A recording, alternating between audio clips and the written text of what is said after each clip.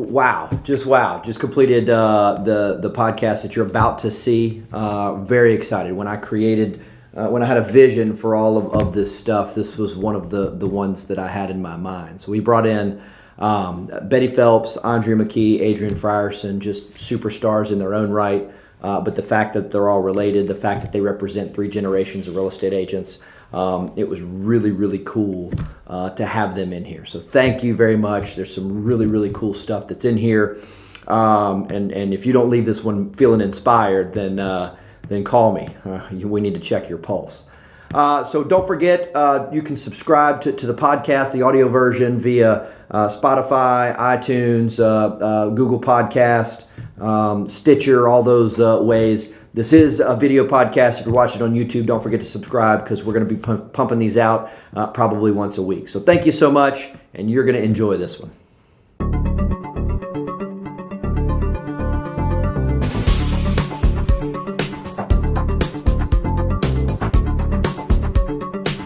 So welcome to the Roundtable. We have the royalty, Baton Rouge Real Estate royalty with us, so I really appreciate it. We've got Andrea McKey, Betty Phelps, Adrienne Frierson. So 3 generations of realtors, and I'm really looking forward to the conversation. So thanks for being here, first of all. But what I'd like to just talk about is talk about sort of how this sort of evolved. So Ms. Phelps, I'd love to start with you and just kind of tell me how you originally started this and kind of how it got to this one here 3 generations later. Well, I went to the Y to take a scuba diving course years ago. Got to the Y, the course had been canceled. The only other thing was a real estate course. Mm-hmm. And since I had a babysitter, I went inside in the real estate course. And I had been interested in real estate and had bought and sold on my own before that course. And then I met a fellow by the name of Ken Osterberger.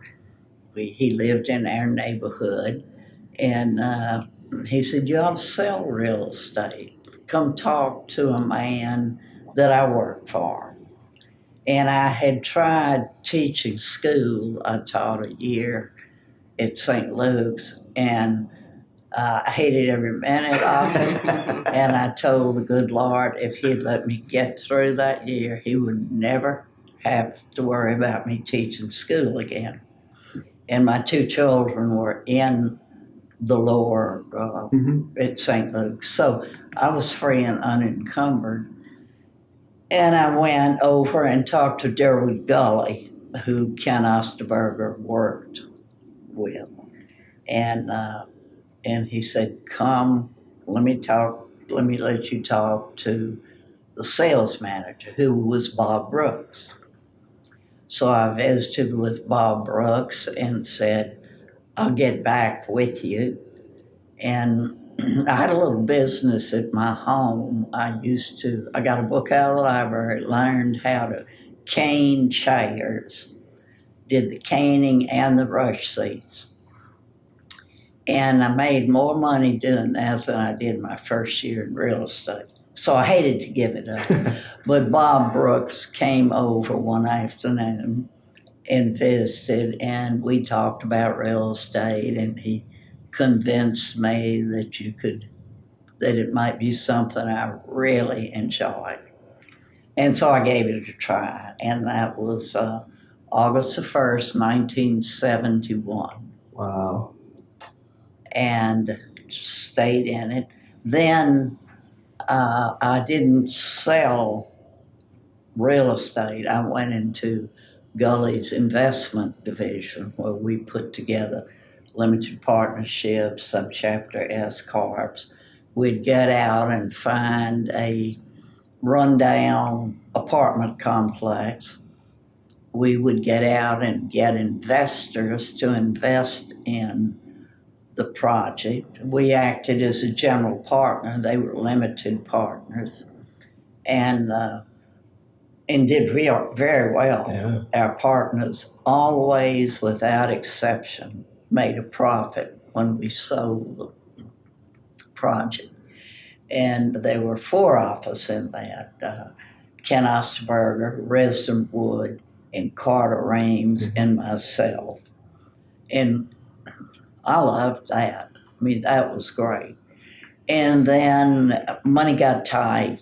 The 80s came along. Real estate investment trusts became defunct. Right. And so, of course, we did away with our investment division. Then I went into sales.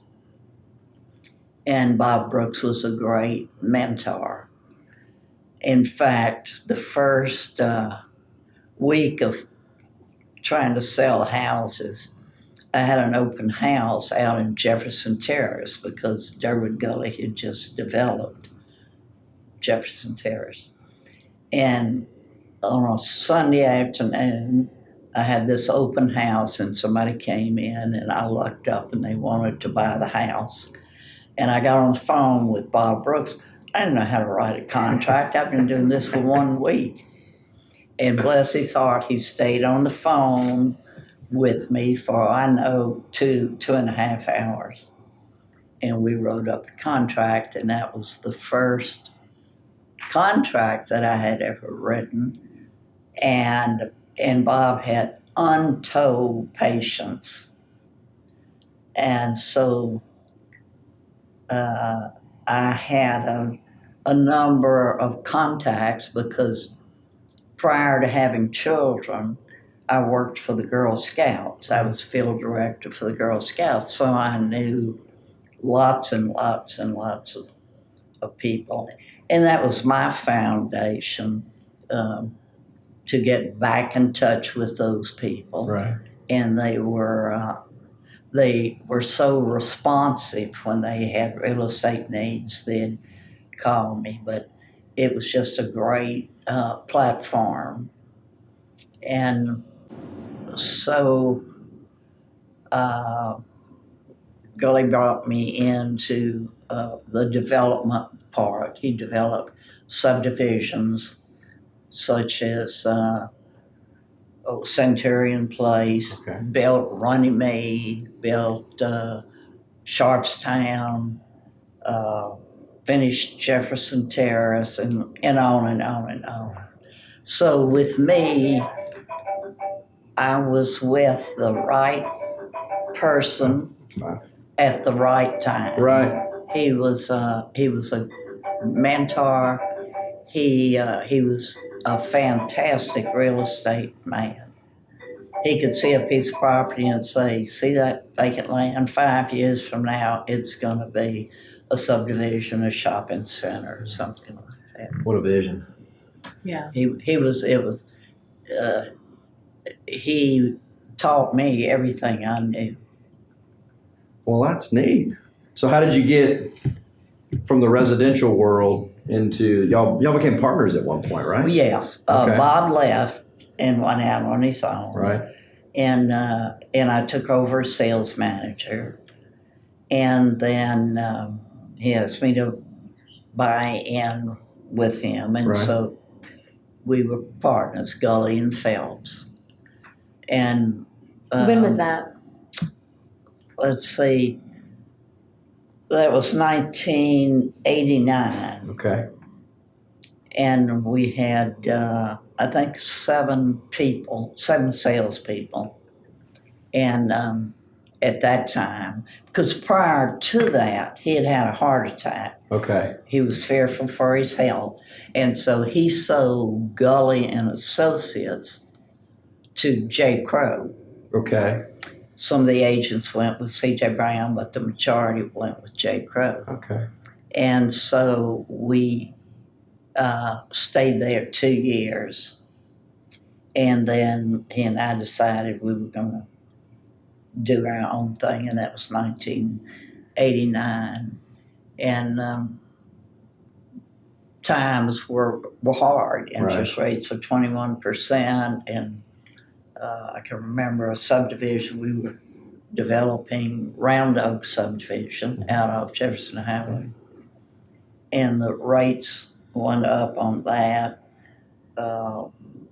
We still own Centurion Place, and it was either a do or die sort of situation. A lot of good men left Baton Rouge, had to declare bankruptcy. But we worked our way through it, and How do you sell real estate when interest rates are 20%? you don't very well. It's interesting putting into perspective, Yeah. as people talk about interest rates now. But then everybody needs a house. Right.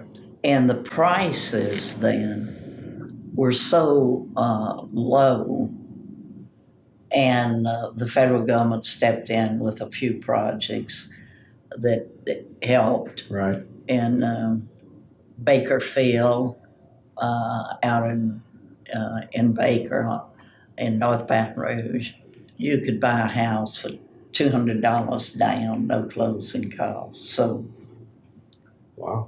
it made a difference. But you didn't have then $700,000, $1 million houses. Right. That was unheard of. In fact, there were so many in the $30,000 to $60,000 range Right. that you'd sell a lot of houses for a little money, but it was survival of the fittest. Right.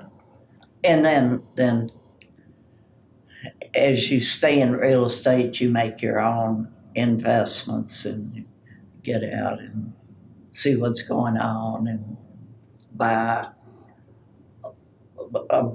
a regular A-zone lot, and you go from door to door and try and get it rezoned to be one, and then you turn around and sell it. And that was the way we made our personal living. The brokerage business was a step to make your own investments. It's interesting perspective. Yeah, I can see that. So my first memories were Gully Phelps McKey. So how did that come about? Well, before Miss Scully died, Andrea had come to work in sales, Mm-hmm. and Gully really thought that Andrea, and he was right, would just do super in sales, which she did, has, and will. And then he talked David into coming into construction part, because Gully had Okay. construction company, mortgage company, and then the residential bit.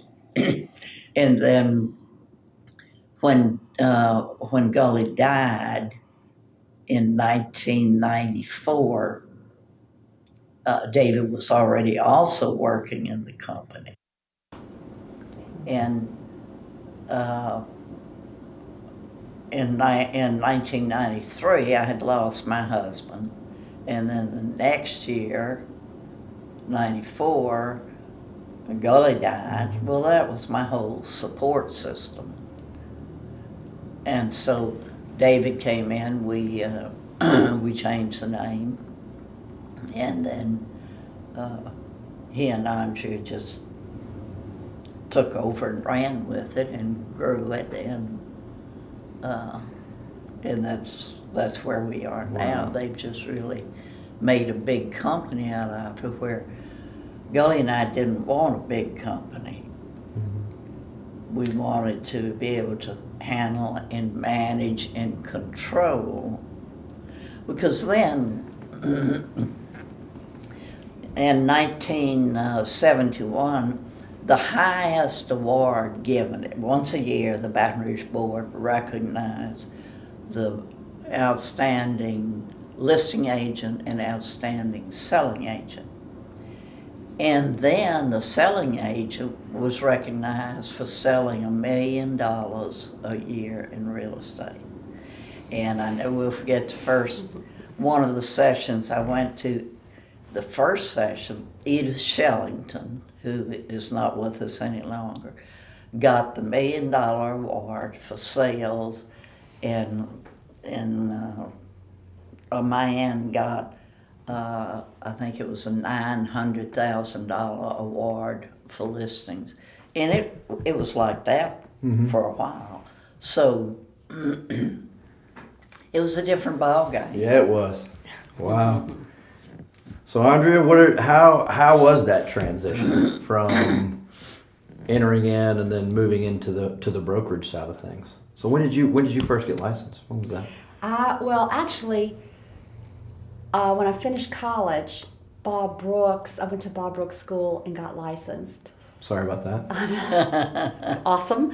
So I didn't. My license was with a holding company, but that was Right. when you had to go take the test, and then in 2 weeks they sent you the results. Right. 1983. So, and in the early 90s, Dave and I were married. We had Adrienne, and we were expecting another baby. And I was working at St. Luke's Church. I was a business manager. And I was there every single day and every single night, and I thought, if I'm going to work this hard, maybe there's something else I can do.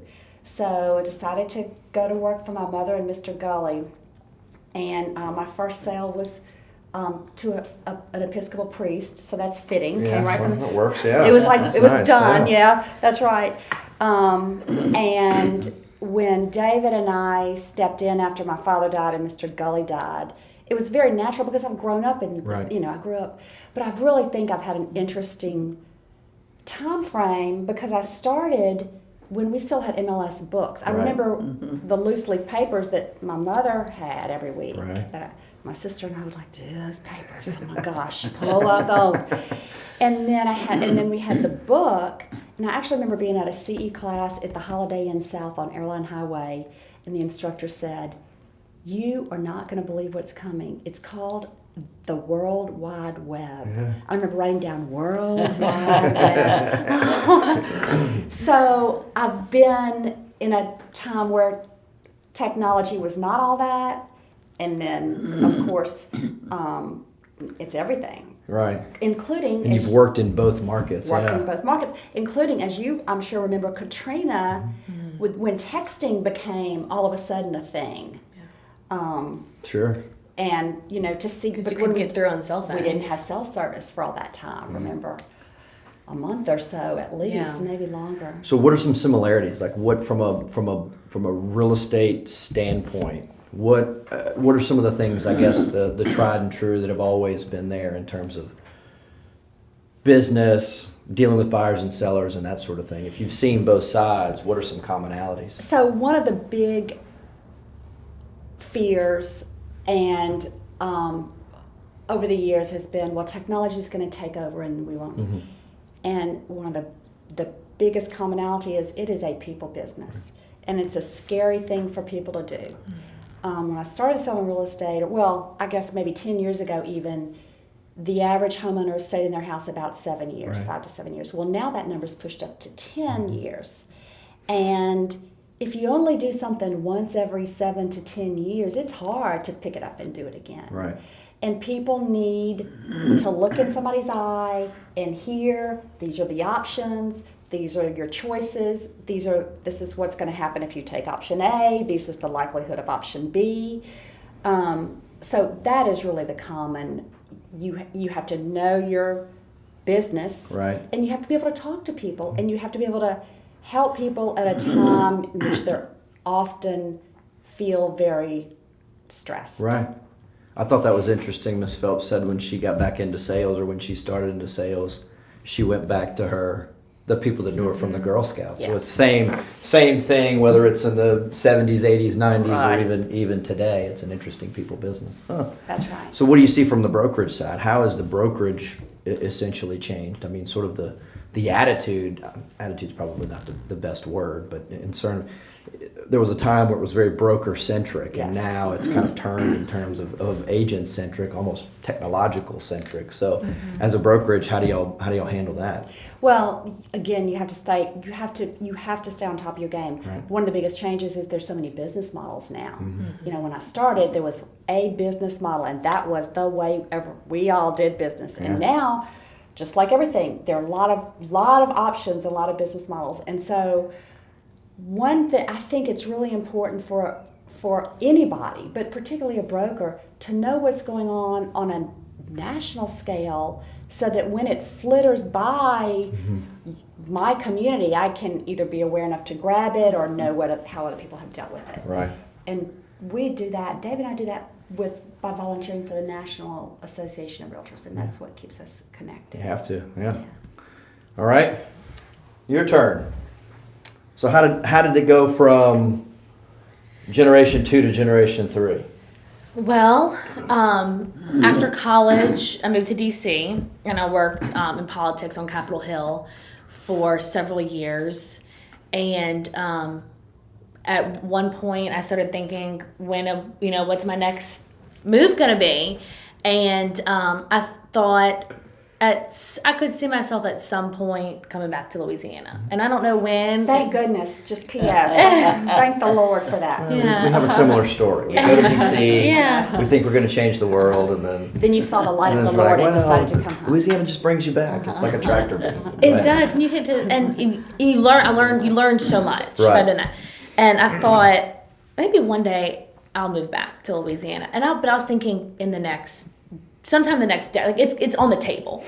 And I told my sister that, and then my dad came to DC for a meeting or something and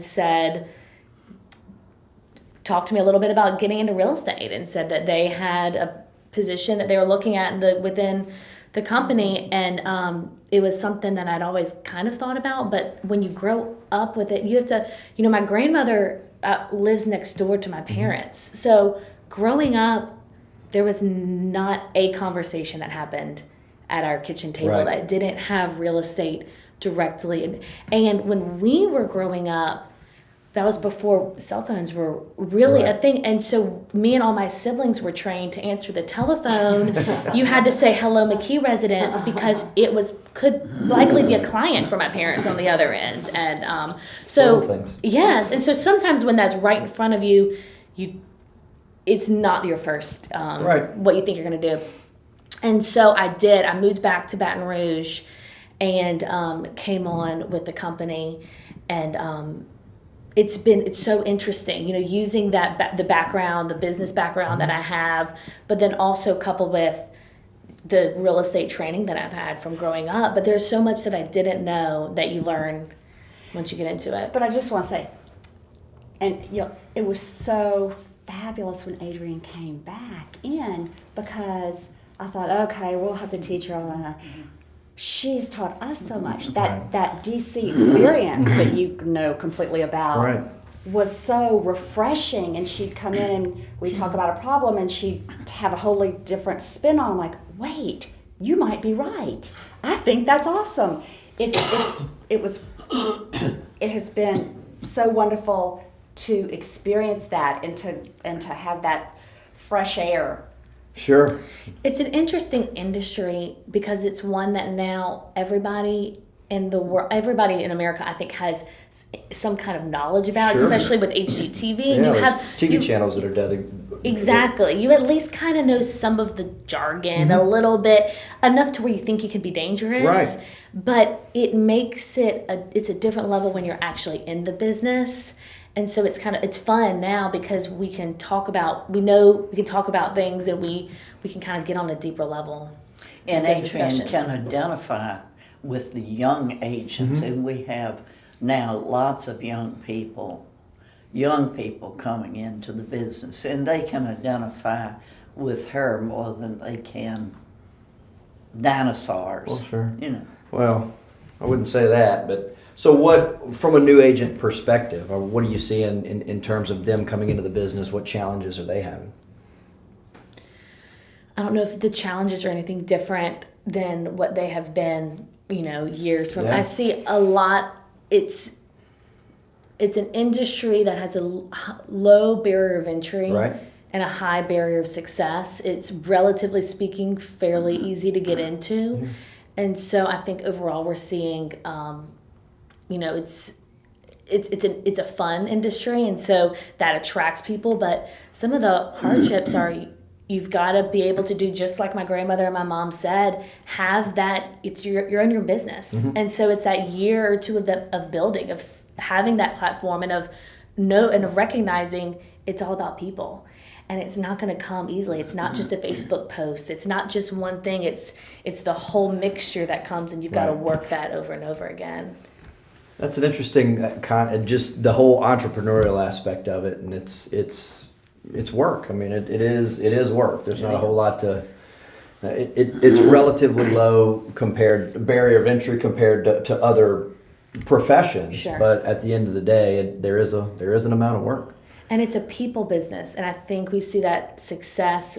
It's the same thing that they've both known forever. It's not a sales position. It's not a sales job. At the end of the day, it's a people job, and we've got to help. So let's talk about that. Y'all all said people business. What does that mean? When you say people, does that mean phone calls, meetings? Like how do we define what a people business is? Because all three of you have said it. So I'm curious to what that means. Yeah. Well, I think, certainly phone calls and traditional interaction. Right. Phone call.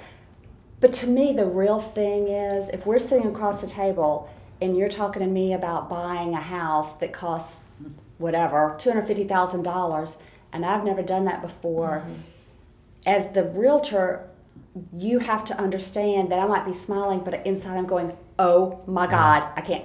And so you have to, that empathy, and then having the skill to get out ahead of it and say, look, I'm sure that this is but these are all of the options. You have this choice, you have this choice, and these are the possible repercussions. So you do have choices. Right. And let's see which one works best for you and your family to move forward. That it's almost like being an armchair psychologist in some ways, because that to me is what makes the difference in success. Yeah. And you have to be able to get out and meet people. You cannot just depend on your friends and neighbors like you used to. Right. You have to be in clubs with groups, passing out cards, information. I mean, it can't just be, you have to talk to the man in line in front of you at the restaurant. You have to have that capability in order to do really well. And it used to be a man's world. Right. When I started, there were probably, other than the investment group, there were probably 3 men and 21 women. Well, Opposite. 3 women and 21 men, right? Yeah, I'm sorry. Yeah. I'm sorry. And now it's changed. Right. I don't know whether it's 50-50 now, but the women I've noticed over the past 50 years that I've done this, enough is never enough. If they make X number of dollars this year, they're not satisfied.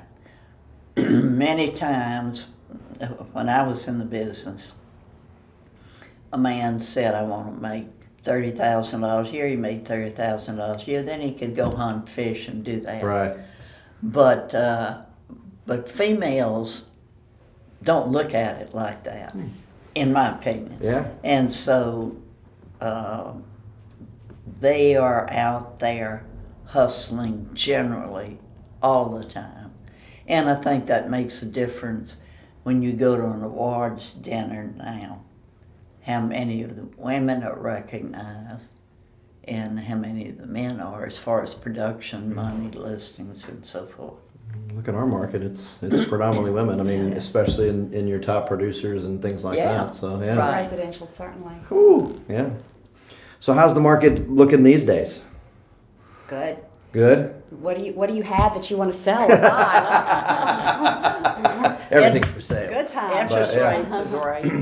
If Feds say they're not going to escalate interest rates Right. for the rest of this year, that's a big thing. Right. That's a big thing.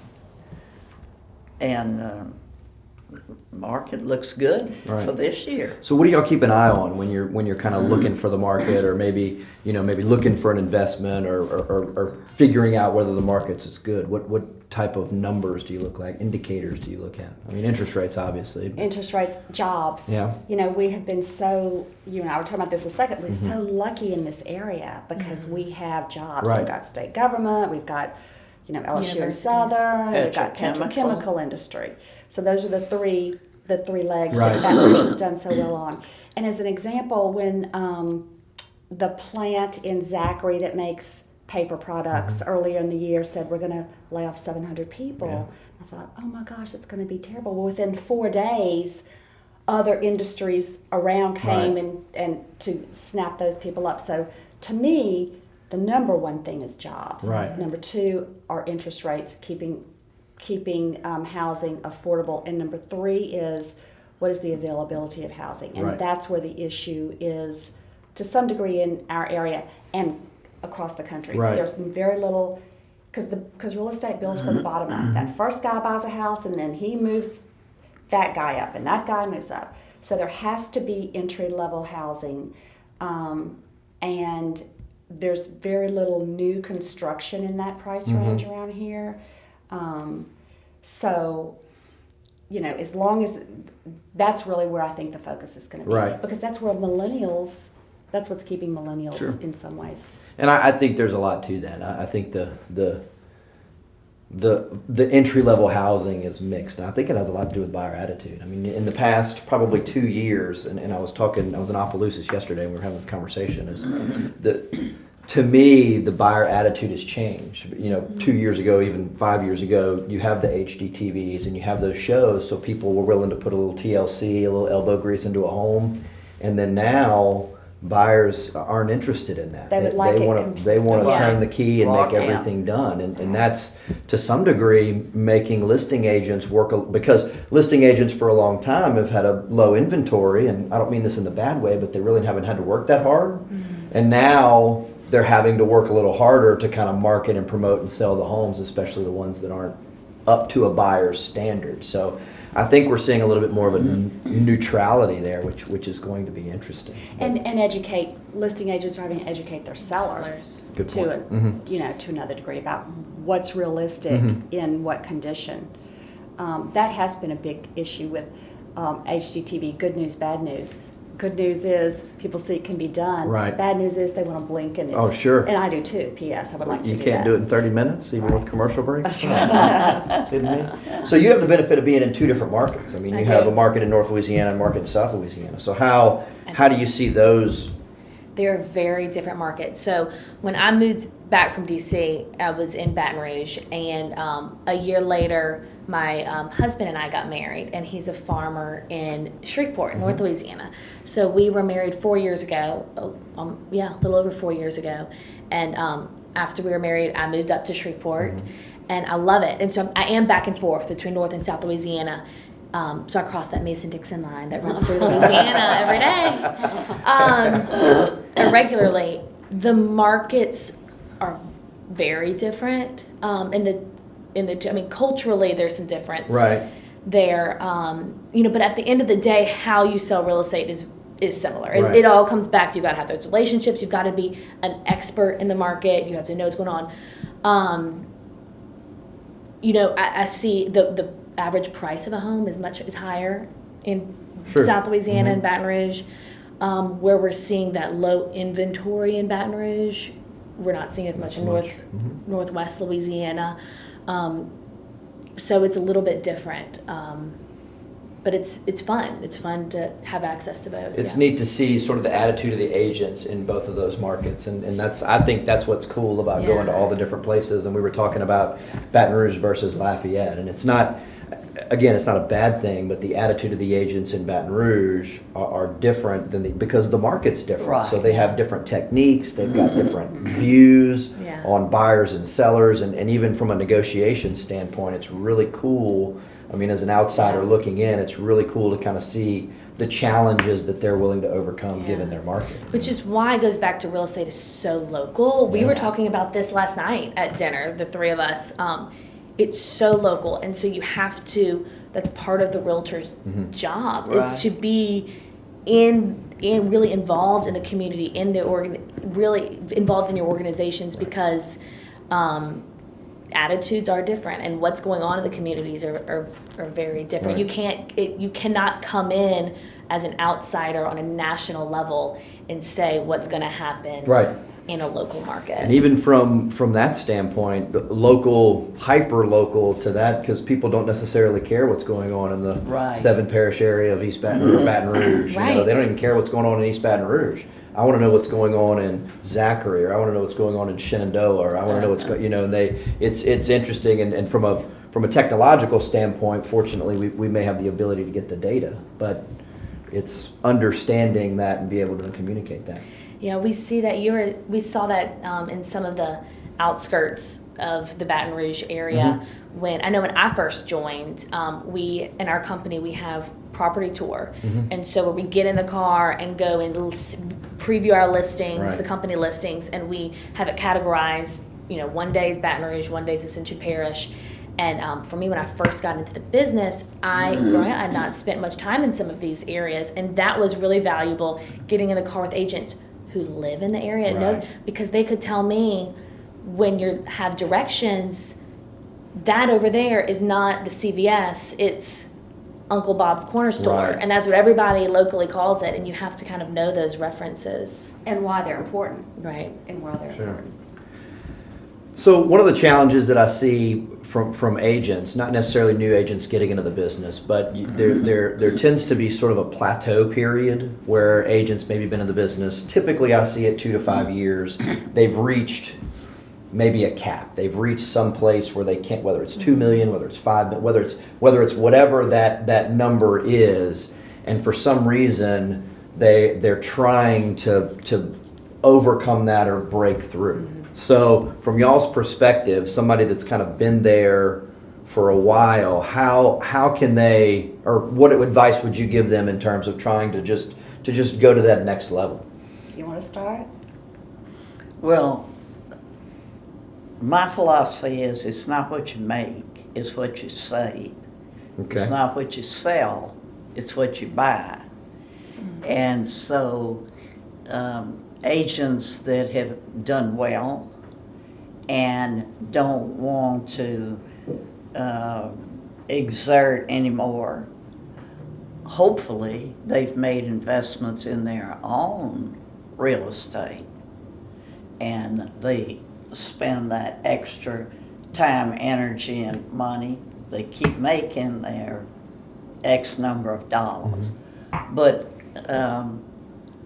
and I think I won't say most, many of your successful agents realize that the benefit to someone my age is the houses that I've bought, the investments I've made along with working. Wow. And that's my philosophy. Now, Andrea may feel different and can answer your question, but that's my answer to people that. I think that's ultimately what folks are looking for is, more flexibility, more financial freedom, Yeah. and that's certainly one way to do it. And it's probably the best way. I mean, it's Yeah. the greatest wealth. But my answer, I agree, but I have an addition, and my addition is, I don't care. So I've been a realtor for such a long time, and you can never beat an investment in yourself. And when an agent hits a plateau, one of the things I always look for is how can you invest in yourself? And the best thing to do is education, Yeah. because things change so fast, and no one can ever be on top of everything. Right. And to get in there and either get a designation or take a refresher course or just, invest in some time educating yourself again, even if you only sell in one little bitty tiny subdivision as an example, to find out what's going on in the bigger world is revitalizing. Right. And almost every time that gives that agent the shot of energy they need to break through Right. whatever it is. And there's no reason not to now. I mean, you have podcasts, You have Facebook. You have every form of social, Instagram. Right.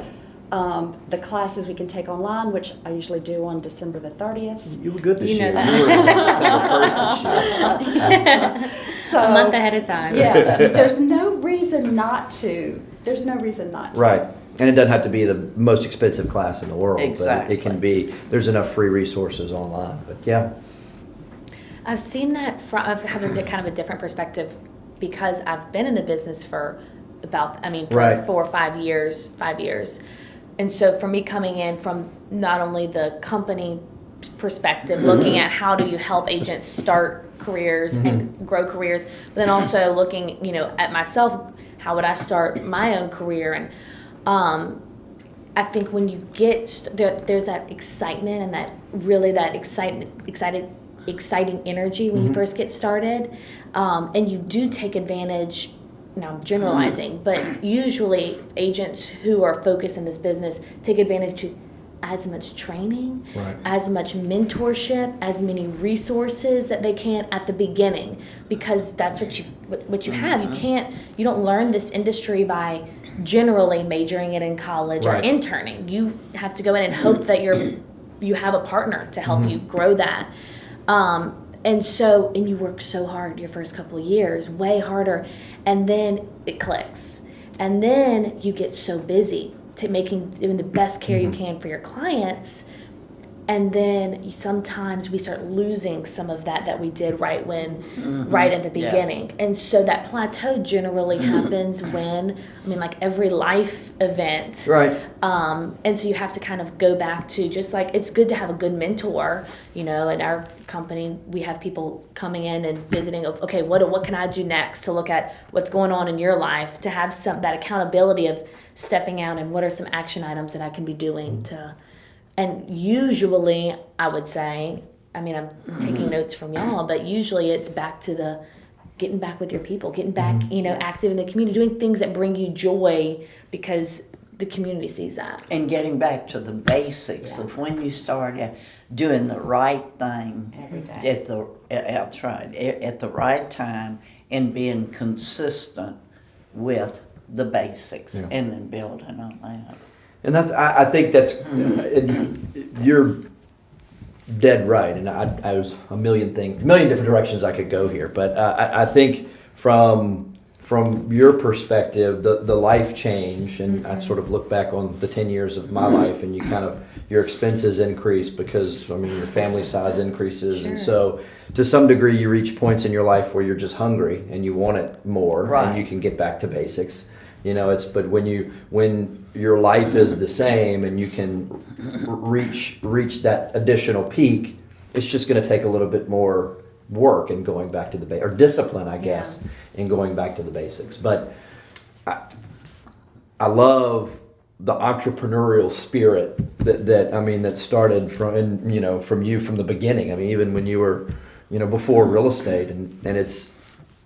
The profitability piece is the part that frustrates me most about agents. Is you've got agents that make a lot of money, sell a lot of houses, but at the end of the day they're not profitable. And I just elaborate on that a little bit more, because it's something that I'm starting to see again more and more. Is you've got agents that are number one in their company, that are top 10 in their market. And, we're coming up on a few days before taxes are due, and they're dead broke. And it just frustrates me that sort of expenses rise to the level of Right. income. So elaborate more on that. The first year that I worked, at the end of the year, nobody told me about taxes.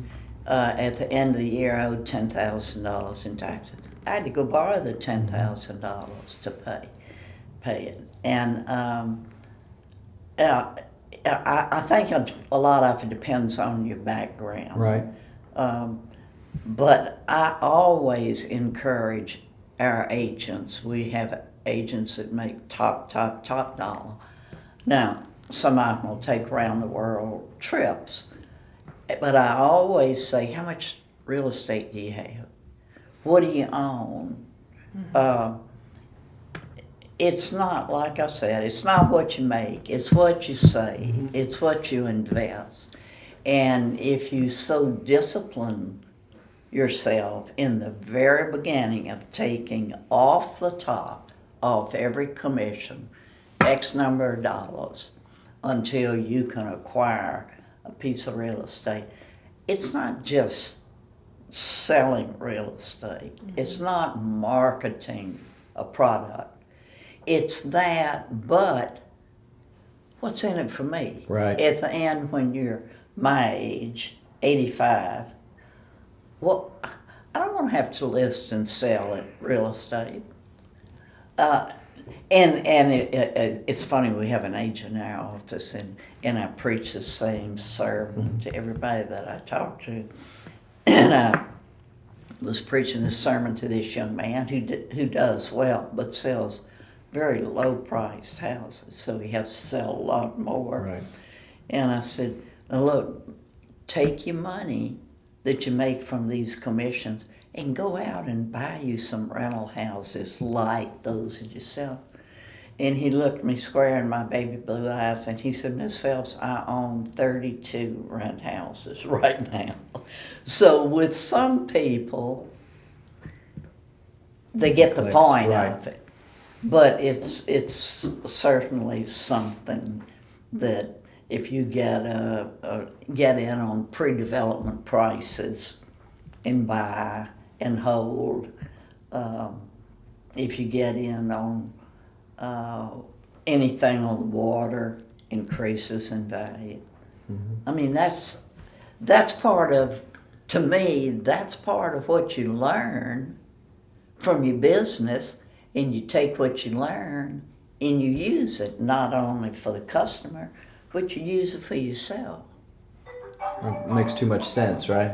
It's the real estate business, to right? me it does, Right. but again, I'm a dinosaur. Well, you've always said it's important to do that because it is your business, it's your industry, Well, and what certainly. you invest in what you know. Yeah. If you can invest in your business, what do you want to invest in?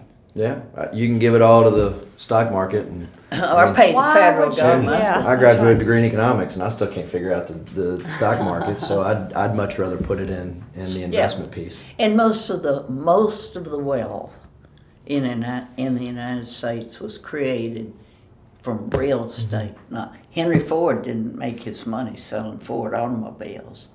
He had land out west where he struck it rich. I mean, the greatest wealth from the courses that I've taken that people have came from real estate. Right. Whether they made it and invested it in real estate or whether they had it and then negotiated then what's now a 1031 Yeah, to there you get go, in their yeah. business. But real estate is where the money is, in my opinion. Well, you're in the business, might as well take on. Go ahead. Well, your point is, people don't, they're number one agent and don't have any. And so when, we are independent contractors, so it's incumbent upon, if you're running your own business, which every single agent does, it's incumbent upon me to then discover, in addition to how to do my craft better, how to manage the back end portion. How to figure out what retirement's going to look like. Pretend like that ever happened to me. I'm not sure, but to look at that back end that people don't talk about as much. And that's the hard part, to get people to everybody. There's a million classes about generating, all of the income, but there's a lot less about the other 50% of your business. Correct. And, You're right, and there's I definitely a void see. there. I don't mean this disparagingly, but you see, if you want to grow your business, you have to start a team, or you have to get a coach, or you have to spend this money here, and it's just, well, maybe we can take a look at the other 50%, or the expenses side, or we can. It was good. I'm glad that all of you said invest back in yourself and try and get back. You think about if everything stayed the same and you had one more transaction than you did last year. That's all profit, and you can just take that money and move it into some sort of real estate venture or whatever it is. So, Right. it's refreshing to kind of hear that say. So I mean, and they're people with successful teams. I'm not saying it's a wonderful strategy, Right. But it's not for everybody. No, Yeah. it really just boils down, whether you're doing a team or not or whatever it's return on investment. What is my return on investment? What do the numbers look like? Not how do I feel about it, but what do those hard numbers really say? Not about or a percentage, but what is the exact number? Because then with that, the same thing you would do with a client. Right. You would do exactly the same with the client. Do it for yourself. It's wonderful. Yeah. It's been 50 minutes, so flew by. Final thoughts? Anything? I'm happy to see the energy that you bring, No, that like Adrienne's Yes. energy, that Absolutely. influx of new thoughts and ideas and new energy is just. So where do you see the real estate market, or where do you see the real estate industry 10 years from now? I mean, what do you see 10 years from now? I mean, we've come a long way from a technological standpoint. Yeah. So fast forward 10 years, what do you think? That's a good question. I cannot even imagine with the technology that's coming about every day. It's gonna be interesting the next 10 years, but hopefully the industry will always need people. And if they keep up with the times, with the technology, with the education, so be it. Yeah. But I don't think people can afford to get behind from now on. You can't slow down and not take advantage of every situation that comes along. I'm too old to even envision 10 years from now. What do you think? I think so. The average age of a realtor has dropped. Right. You know, some years ago it was like 57, and now it's maybe 53, 45 yeah. or 50. So I see that continuing to happen, which I think is fabulous. Right. I think it's healthy, and and I think, and what I hope is that we continue to use technology to make things easier and better, not only for ourselves but for our clients. I love all that big data. That I think is great. I didn't know that about you. I didn't realize you were that into the love numbers. all It's that. fantastic. She is. We just left a meeting and she was giving economic updates from different trainings that she's Yeah. gone to. And, Some people were rolling their eyes, but I ignored those people. Yeah. And just I did kept too. on. Yeah. So that's what I see. Americans love to own a house. Home ownership is very important, and when you come across someone who's the first owner, they're first owner in their family, no one else in their family, and so they've just changed the family dynamic, because it's very likely then that their kids will be homeowners after that. So I'm very optimistic and excited about what it might look like in 10 years. Yeah. So I'll think about it later and call you. No, perfect. I'd be interested at your age and stage in life. What do you think the next 10 years will? Well, what I've seen over the last few years, the very small amount of time that I've been in the business comparatively, there's been a lot of disruptors that have come in. I remember when I first moved back, I was doing some trainings on, Facebook 101 of why you have to be on Facebook and how to set up a page. And it seems like yesterday, but I mean that's so old now. And there's been a lot of things that come in. We are very, very fortunate where we have access to amazing big data. We have reports coming at us that we can easily go and create for our clients and use for ourselves. And I don't think those disruptors will stop. I see more and more, some of that technology coming in. But what I also see are agents lining up to have, coaching sessions with my grandmother. And she doesn't know that they're coaching sessions, but they'll see her walk down the hall and they'll say, "Ms. Phelps, I need to ask you about something." And obviously too with my parents, but at the end of the day, the responses are the same. And it's, our job is to create communities and to invest in our communities, and it's a wonderful career where you can give to your family, you can be involved, you can be a true professional as long as you are invested in it, not only financially, but with your time Right. and your knowledge. And so, and it's that going back and, being a good neighbor, being a good friend, reaching out. And those are the things that and that hasn't changed. And so I don't see that core value changing. I Right. see some of the more things coming at us because we're easy people to market to. Right. Realtors are, because we're so busy. Mm-hmm. And so if we can, take that and kind of sift through it, but remembering our core values as realtors and upholding our ethics, I think That's great. Yeah. That's a great outlook. I think it happens. Yeah. I mean, there's the data is what it is, and I think I think the consumer experience might be different, Yeah. but the realtor, well, even the realtor value might shift to some degree. I mean, even whereas 5 years ago, you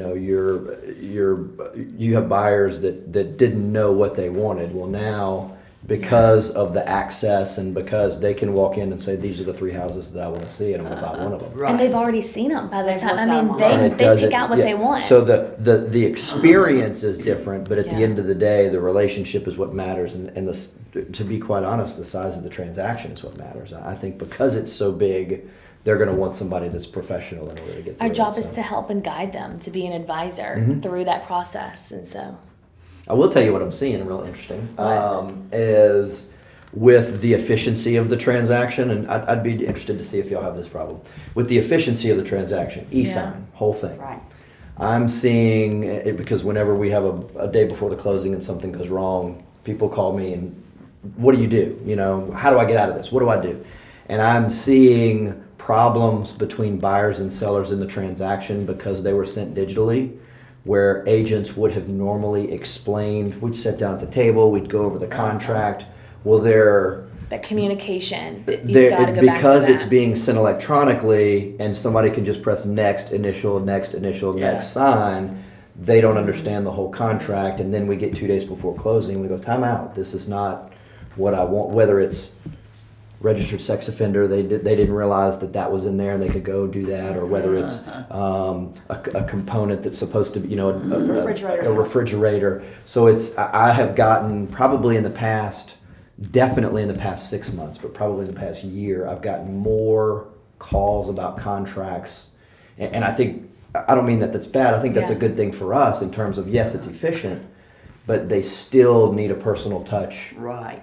It goes back to in that terms of we trying- have all that technology, which is super helpful, but we've got to, as you've got to go back to that communication and sitting down and having that. Do y'all see that at all? Do y'all service. see Oh, sort of yeah, some? we do. Yeah. Absolutely. And it's part of it. I think it goes back to, in my mind, to some degree, professionalism. Sure. Because if I'm distracted and I just send it out and based on that, because you trust me and you sign it, but really I was doing something else. So then I feel like for sure it's my issue. And so that is really I think that is a big professionalism situation. Yeah. And it is out there. And I find that most experienced agents are past that already, but newer agents who sometimes miss that in training, that's where the problem comes in. And it's an efficiency piece. Go ahead. And the paperwork is so much more complicated now, elongated Right. and complicated. It's pretty simple when we had a one-page contract, filled out one, flipped it over, there was Right. very little information, but there were very few mistakes that you could make. That was the And size of the. The contracts when I went to work and for a long time were one purchase agreement was one page. Front, flipped it over, back, signed it on the back. No disclosures at all, no. That was what you filled out. Right. And you took it into the attorney. Ben Downing was the board attorney at that time. And so you take it into Mr. Downing and for him to close the sale. And he'd look at, all of the legal papers. And he would look over at the client and he'd say, I'm not going to go through all of this. All it does is says, if you don't pay your amount, then they're going to take the house back. Would you sign? There you go. Never went through all of the humbug that it. And I don't know, I bet there are more lawsuits now than they ever were then. True, I believe it. It's probably a But it was cleaner simple. transaction then. It was simple. Yeah, that's interesting. I will say this one thing. There's a little plug right here. The National Association of Realtors has the professionalism piece, the CB, what's it called? C2EX. C2EX, which stands Commitment for to excellence. Thank you. And it's an app. Every agent can get on the app and go through, and it's responsive to the agent and to their. And I really like that piece that has come out. They've just kind of given you that. It's a professionalism piece. And Correct. It's done very well. They did a great job on it. Yes, and it's step one of 199 steps to Right. come. But it's a good beginning, and I'm glad to see that as an industry, we've got a concrete start to addressing Sure. that. And it's a good program. As a distance learning educator, I'm a little jealous at how well it's done. They did a great Oh, job really? putting that together. Yeah. I'm glad So, to hear you think that. yeah. Some of the animation, I was like, I don't know. Yeah, well, I mean, that's hard. I'm I just think kidding. That gets expensive. Yeah. So, well, thank y'all so much. This was so much fun. Thank you for I really having us. appreciate This it. was a thank you treat. for So- doing this. We'll come back next year and see what happens. All right? Yeah. Thank you very Super. much. You Thank do you. it very well. Well, this was fun. This was great.